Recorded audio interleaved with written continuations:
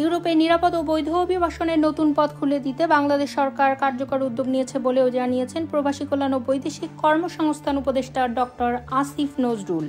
মঙ্গলবার ঢাকায় প্রবাসী কল্যাণ মন্ত্রণালয়ের সম্মেলন কক্ষে বাংলাদেশ ও ইতালির মধ্যে মাইগ্রেশন অ্যান্ড মোবিলিটি বিষয়ক একটি সমঝোতার স্মারকে সই হয়। এই স্মারকে বাংলাদেশের পক্ষে স্বাক্ষর করেন ডক্টর আসিফ নজরুল এবং ইতালির পক্ষে স্বাক্ষর করেন স্বরাষ্ট্রমন্ত্রী মাত্তেও পিয়ান্তেদোসি। চুক্তিটি ইউরোপের বৈধ অভিবাসনের পথ সুগম করতে বাংলাদেশের একটি বড় অর্জন হিসেবে বিবেচিত হচ্ছে। উপদেষ্টা জানান, এই চুক্তির মূল উদ্দেশ্য হল অবৈধ অভিবাসন রোধ করে নিরাপদ ও নিয়মিত পথে কর্মসংস্থানের সুযোগ তৈরি করা। ইতালি এবার সৃজনাল ও নন সৃজনাল উভয় খাতে কর্মী নেবে। এছাড়া যৌথ ওয়ার্কিং গ্রুপ গঠন করা হবে, যারা প্রতি বছর একবার বৈঠক করবে।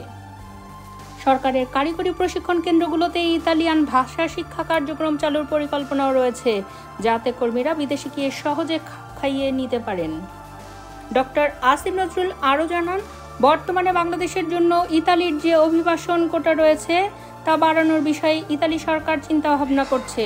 তবে চুক্তিতে নির্দিষ্ট সংখ্যা উল্লেখ না থাকলেও ইতালিতে কর্মসংস্থানের সুযোগ আগের তুলনায় ব্যাপকভাবে বাড়বে বলে আশা করা হচ্ছে।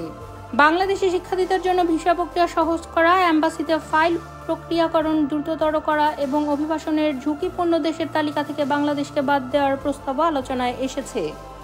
অনুষ্ঠানে ইতালির স্বরাষ্ট্রমন্ত্রী বলেন, বাংলাদেশ ও ইতালির সম্পর্ক বহু পুরনো। বৈধ পথে শ্রমিক পাঠানোর জন্য আমরা সবসময় কাজ করে আসছি।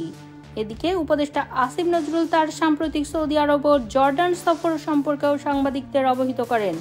সৌদি আরবের নারী কর্মীদের বৈধতার সুযোগ এবং জর্ডানে পুরুষ কর্মী সংখ্যা বৃদ্ধির ব্যাপারে আলোচনার অগ্রগতির কথা তিনি জানান।